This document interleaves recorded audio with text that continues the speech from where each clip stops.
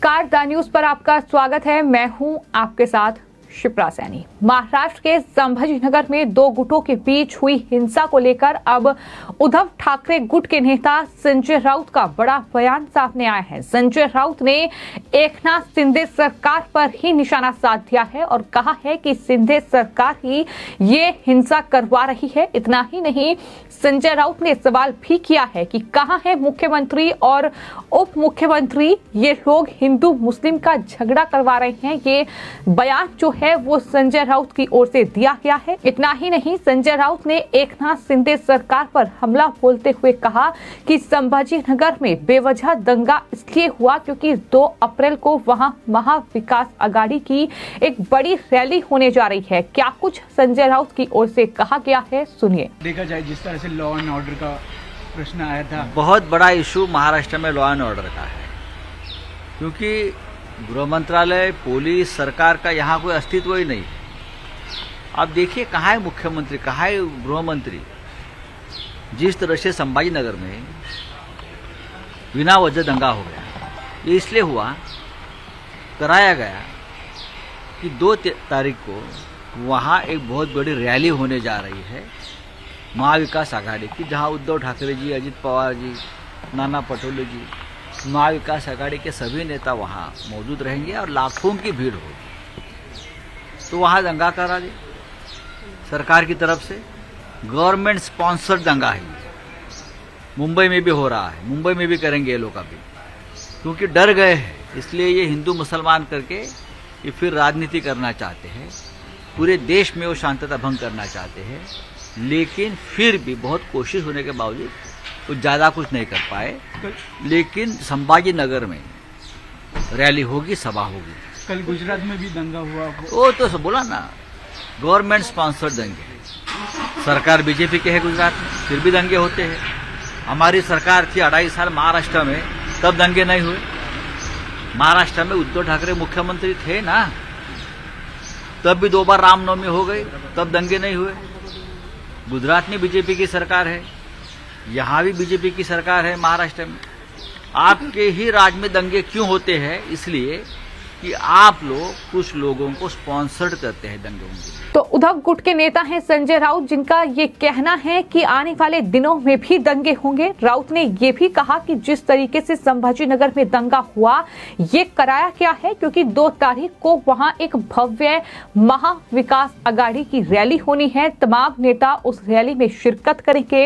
इस रैली में उद्धव ठाकरे, एनसीपी के नेता अजित पवार, नाना पटोले और अन्य महाविकास आघाड़ी के नेताओं के पहुंचने की उम्मीद है कि कई बड़े नेता इस रैली में पहुंचेंगे। साथ ही लाखों की संख्या में लोग भी इस रैली में आएंगे। इन तमाम बातों का जिक्र संजय राउत की ओर से किया गया, इसलिए गवर्नमेंट स्पॉन्सर्ड दंगे कराए जा रहे हैं, ये संजय राउत ने टिप्पणी की है। और आने वाले दिनों में मुंबई में ये लोग दंगे करेंगे क्योंकि ये डर चुके हैं और फिर से हिंदू मुसलमान का वही राजनीति करना चाहते हैं। संभाजीनगर में रैली होगी, ये बयान संजय राउत की ओर से दिया गया है। तो कुल मिलाकर महाराष्ट्र में जो 2 गुटों के बीच रामनवमी के मौके पर हिंसा हुई, उसमें लगातार एकनाथ शिंदे सरकार जो है वो एक्शन मोड में है। जांच काफी तेज चल रही है, कई लोगों पर एफआईआर दर्ज की गई है, कई लोगों को गिरफ्तार भी किया गया है। बावजूद इसके इस तरह की बयानबाजी महाविकास आघाड़ी के नेता कर रहे हैं। खासतौर पर संजय राउत की ये टिप्पणी सामने आई है, जिसमें संजय राउत ने ये कहा है कि ये गवर्नमेंट स्पॉन्सर्ड दंगा है। और ये भी उन्होंने कहा है कि दरअसल हमारी सरकार में महाराष्ट्र में एक भी दंगा नहीं हुआ। लेकिन आपको याद होगा कि किस तरीके से जब औरंगाबाद को संभाजीनगर बनाने की बात चली तो किस तरीके से वहां दंगे हुए हैं और इस तरह की तस्वीरें सामने आई हैं। लेकिन संजय राउत अपने आप को और अपनी सरकार को पाक साफ दिखाने के लिए अब एकनाथ शिंदे सरकार पर इस तरीके से हमलावर नजर आ रही हैं। इतना ही नहीं, संजय राउत की ओर से ये भी कहा गया है कि महाराष्ट्र में लॉ एंड ऑर्डर एक बड़ा मुद्दा है, जो कि गृह मंत्रालय, पुलिस और सरकार का ये अस्तित्व ही नहीं है। ये उनकी तरफ से कहा गया है। संजय राउत ने कहा कि हमारी सरकार के समय ऐसा कोई दंगा नहीं हुआ, ऐसी तनाव की स्थिति कभी उत्पन्न नहीं हुई। तो आपको ये बता दें कि ये जो हिंसा हुई थी, ये जो झड़प दो गुटों के बीच हुई थी, इसको लेकर जो मुंबई पुलिस के डीसीपी हैं अजय बंसल, उनका बयान आ चुका है और उनके मुताबिक मालवनी इलाके में शोभा यात्रा रामनवमी की निकल रही थी और इस यात्रा के दौरान माहौल खराब करने की कोशिश की। इस घटना में पुलिस ने 300 से ज्यादा लोगों के खिलाफ एफआईआर दर्ज की है।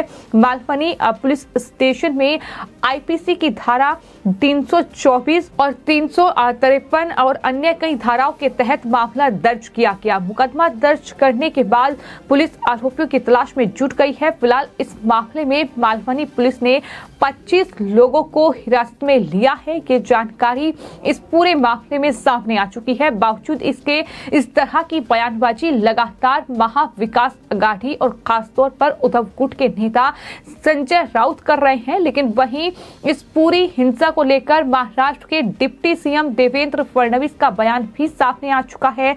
देवेंद्र फडणवीस की निगाह जो है वो लगातार इस पूरे मामले पर है। उनकी तरफ से ये कहा गया है कि संभाजी नगर में फिलहाल जो स्थिति है वो पूरी तरीके से नियंत्रण में है और लोगों से अपील उन्होंने की है कि शांति बनाए रखें, साथ ही मर्यादा पुरुषोत्तम श्री राम के इस उत्सव में मर्यादा भी बनाए रखें। ये अपील जो है देवेंद्र फडणवीस की ओर से की गई। साथ ही संजय राउत जैसे नेताओं पर भी उन्होंने हमला बोला और ये कहा कि स्थिति खराब करने की कोशिश हो रही है। कुछ नेता स्वार्थ के लिए ऐसे बयान दे रहे हैं, ये होना नहीं चाहिए। ये बड़ा बयान देवेंद्र फडणवीस का सामने आया है। तो कुल मिलाकर महाराष्ट्र में जिस तरीके से ये हिंसा हुई, इसको लेकर संजय राउत सीधे तौर पर एकनाथ शिंदे सरकार को घेर रहे हैं और ये आरोप लगा रहे हैं कि एकनाथ शिंदे सरकार ने ही जानबूझकर ये हिंसा करवाई है। चूंकि 2 अप्रैल को संभाजी नगर में महाविकास अघाड़ी की एक महा रैली होनी है,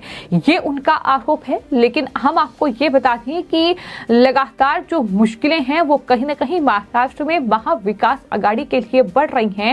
जिस तरीके से एक तरफ सत्ता पर वो काबिज नहीं है, चूंकि उद्धव ठाकरे की ना सिर्फ सत्ता गई है बल्कि पार्टी उनसे छिन चुकी है। लगातार एकनाथ शिंदे बीजेपी को समर्थन कर रहे हैं और गठबंधन की सरकार चल रही है। आने वाले वक्त में बीएमसी का चुनाव होना है, उसके बाद लोकसभा का चुनाव भी होना है और साथ ही महाराष्ट्र में उसके बाद विधानसभा का चुनाव भी होगा। तो कहीं ना कहीं जो चुनावी सरगर्मियां हैं वो भी लगातार महाराष्ट्र में तेज हो रही है और इन सब की वजह से ये राजनीतिक जो आरोप प्रत्यारोप का दौर है ये देखने को मिल रहा है। ये राजनीतिक जो बयानबाजी है वो लगातार महाराष्ट्र में चल रही है और संजय राउत, उद्धव ठाकरे किस तरह की राजनीति कर रहे हैं ये तस्वीरें हम आपको बार बार दिखा रहे हैं कि एक तरफ वो कहते हैं कि वो वीर सावरकर को भगवान मानते हैं, लेकिन दूसरी तरफ उसी भगवान का अपमान करने वाली पार्टी कांग्रेस पार्टी के नेताओं के साथ वो बैठ के करते हैं। तो ये है उद्धव ठाकरे की राजनीति और कहीं ना कहीं उद्धव ठाकरे जिस तरीके की सियासत महाराष्ट्र में कर रहे हैं, यानी उन पार्टियों के साथ गठबंधन कर रहे हैं जिन पार्टियों की विचारधारा जो है वो उद्धव ठाकरे गुट जो कि शिवसेना का है उससे मेल नहीं खाती है। और शायद यही वजह है कि आज उद्धव ठाकरे इस स्थिति में पहुंच चुके हैं कि उद्धव ठाकरे बिल्कुल अकेले हैं। अब पार्टी के नेता उनके साथ नहीं है, वो लगातार एकनाथ शिंदे गुट का रुख कर रहे हैं। बीएमसी चुनाव से पहले अब उद्धव ठाकरे के लिए मुश्किलें इसलिए भी बढ़ रही हैं क्योंकि बीएमसी चुनाव में कहीं ना कहीं उद्धव ठाकरे के लिए एक बहुत बड़ी चुनौती होगी कि किस तरीके से बीएमसी की सत्ता पर जो पिछले 25 करीब सालों से बैठे हुए हैं उसे किस तरीके से हासिल किया जाए। क्या जन समर्थन उद्धव ठाकरे को मिलेगा, ये बड़ा सवाल है।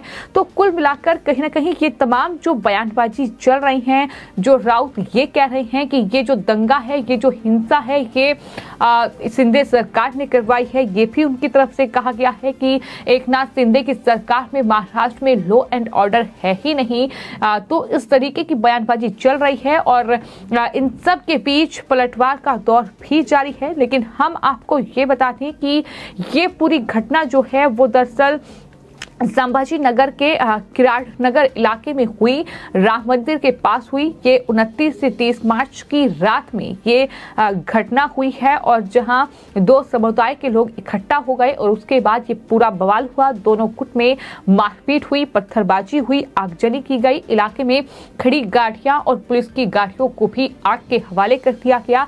लेकिन इस पूरे मामले के बाद घटना की जानकारी जब पुलिस को मिली तो पुलिस लगातार एक्शन में है। जांच इस पूरे मामले में लगातार जारी है और जैसा कि हमने आपको बताया कि 300 से ज्यादा लोगों पर एफआईआर हो चुकी है।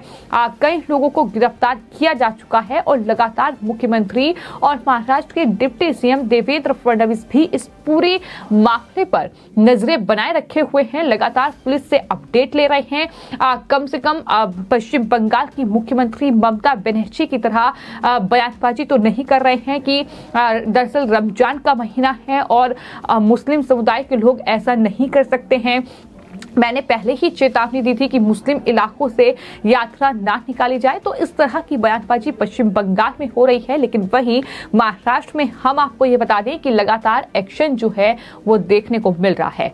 फिलहाल आपकी इस पूरे मामले पर क्या राय है हमें कमेंट बॉक्स में जरूर लिखें और चैनल को सब्सक्राइब करें। धन्यवाद।